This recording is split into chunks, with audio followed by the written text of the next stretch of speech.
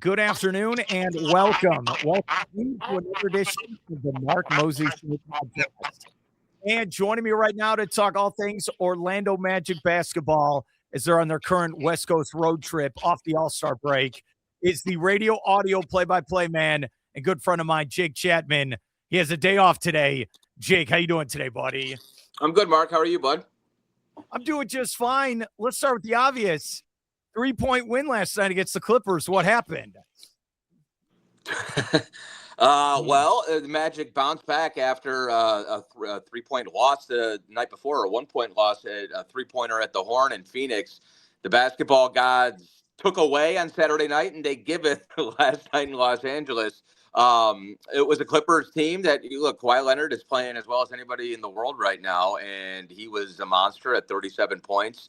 But the Magic got another Desmond Bane heroic performance. He had 34 in the loss on Saturday, 36 last night. And the Benedict Mathurin had a look at a game-winning three, and that one fell off. And so you lose at the Horn on Saturday, you win at the Horn on Sunday. So is life on the road in the NBA. You talk about Desmond Bane. Is it one of those things where, okay, he's motivated, like, look, I need to step up my game, especially here in the stretch run now? Well, I think he's been this good for about 2 months now. I think he's just settled in. In fact, Coach Mosley told Dante before the game yesterday that with Franz and Jalen out right now, he told everybody except for Desmond Bane and Paolo Banchero, you guys need to step up right now because those two guys have sort of settled in. I mean, I don't know where the season would be, and I realize that Paolo takes harpoons because of some of the efficiency issues. He's got so much attention being paid to him defensively, and he's carrying the load, and he's doing so many other things.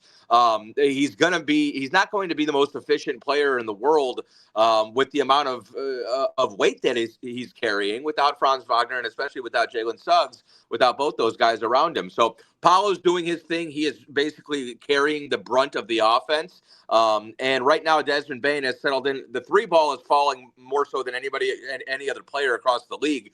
Going back to about New Year's, he's way up over 50%. But then he's finishing so well with both hands at the rim right now. Earlier in the season, I think he had to settle in and figure out how teams were going to defend him. But he and Paolo are just getting used to playing with each other. It's important to remember, Banchero had an injury at the beginning of the season. We're only 50-something games, 56 now, games into them being able to play together and take away 7 or 8 of those games that Paolo missed with injury. It's barely half a season that these guys have been teammates. And so I think as you see Desmond Bane settle in more, you can even expect potentially better things. Well, last week we got the news that Franz Wagner going to be out for another 3 weeks, evaluating that ankle.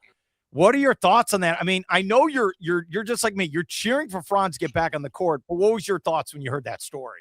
Yeah, it's frustrating, obviously, and that's just one in a series of very frustrating injury issues going back to the beginning of last year. Basically, since the team has had potential expectations of a deep playoff run, you feel like almost both seasons haven't been able to really get going because you haven't had the group that you envisioned in the summertime for any more than 5 or 6 consecutive games. And the numbers are just insane going back to the beginning of last year of when, like, how often you've been able to have Jalen Suggs, Franz Wagner, and Paolo Banchero on the floor together. That's another positive that I don't know if we're talking about as much or enough as far as Desmond Bane goes, is that the guy has played every game all season long. He's a dog. He's been available night in and night out. Unfortunately, with Franz, it's going to be a couple more weeks. I think the thing that I kind of like about it is let's stop with the 2 games in, 2 games out, or even he's only going to miss another couple games and we'll reevaluate. If he needs time, take it all right now, because you're getting to the point where right now this puts that 3-week timeline puts him at mid-March. You don't have you've got less than a month coming, out of that timeline before the playoffs start. And so you're going to need to have him for a sustainable stretch. Much better to have him for sure for the last 10 or 12 games than to be doing this kind of in or out and that sort of state of uncertainty, I think, is really what hinders a coaching staff as far as putting together game plans. And it can be really hard on the rest of the team as well, not to mention how hard it is for Franz and his psyche. We're here with Jake Chapman. He's out there in Los Angeles, hopefully having a good time on his day off. So, again, thanks for coming out with me, buddy. Magic have they have the Lakers coming up tomorrow night. you'd said at the top, Coach Mose, where he wants other guys to step up. In your eyes, what players do need to step up for this team here during the stretch run then? Well, you look at sort of the ripple effect of what happens when Franz and Jalen are out of the lineup, and Tristan Da Silva is thrust into the starting lineup. He delivered last night. There's going to be, the night before he was 1 of 6, and then last night he was 3 of 6 from 3-point range. When he's in the starting lineup, he's going to get 5 or 6 3-point attempts, and his performance, and this is probably not fair to him, it's going to be measured by whether or not he goes 3 of 6 or 1 of 6. That's just you need those floor spacers, and that's his role offensively. Defensively is where Tristan can impact the game. He did last night, and where he needs to be consistent night in and night out. So that's one aspect of it. The same thing with Anthony Black. AB's got obviously a higher ceiling and a little bit more variance as far as his offensive performance has gone. He's been a complete revelation and godsend for this team this year. He's been so good, and so much has been asked of him. So I think we got to be patient with him. He's going to have off nights as well. He's going to have high turnover nights from time to time because he's being asked to do a ton more. And then Wendell Carter Jr. is the obvious other answer as your starting center.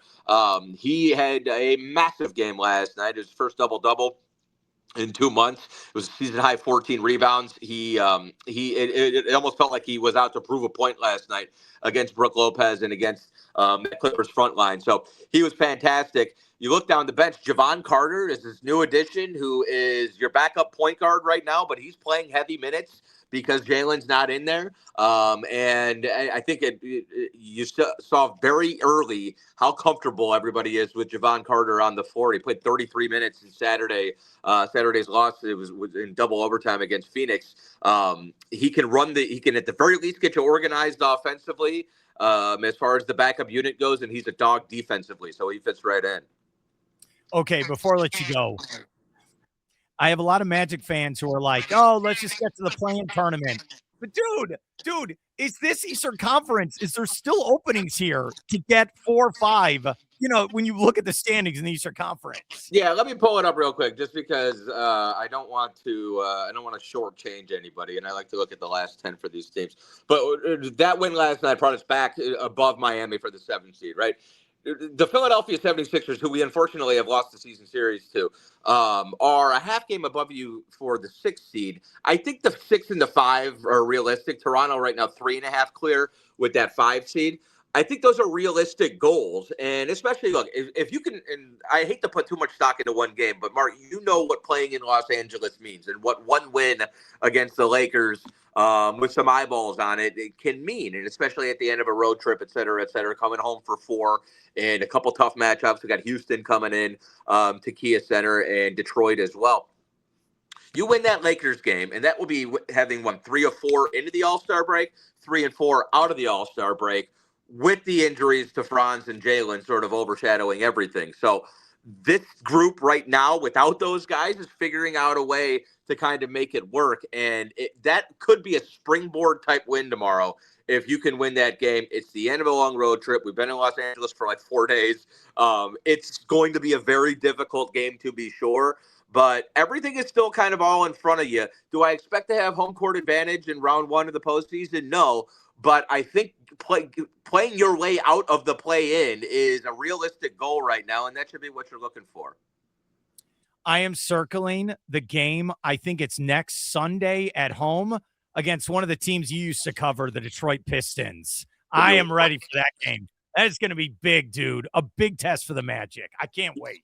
And keep in mind, I mean, we've played in Detroit twice this season already. We went in there and beat them the second time. And the first time they kind of embarrassed us in the second half. But Anthony Black blocks a Duncan Robinson 3 at the horn. And that was one. The Magic have been a very good clutch team this year. There's a whole lot of things, Mark, if you really start digging deeply. We're a better shooting team than we were last year. The ball movement has been better. We're a much better clutch team. There are things to look at and say, okay, if we could just sort of put all of this together consistently, it could look really good. But obviously, the proof is in the pudding. And a win tomorrow against those Lakers, I think all of a sudden then you would look at that Pistons game and say, okay, maybe we got a shot of not necessarily just beating them, but kind of making a statement with a game like that. Jake Chapman, Orlando Magic, radio audio network. Thank you so much for coming on, and good luck with the call tomorrow against the LA Lakers. All right. You got it, buddy. Appreciate it. We'll talk soon.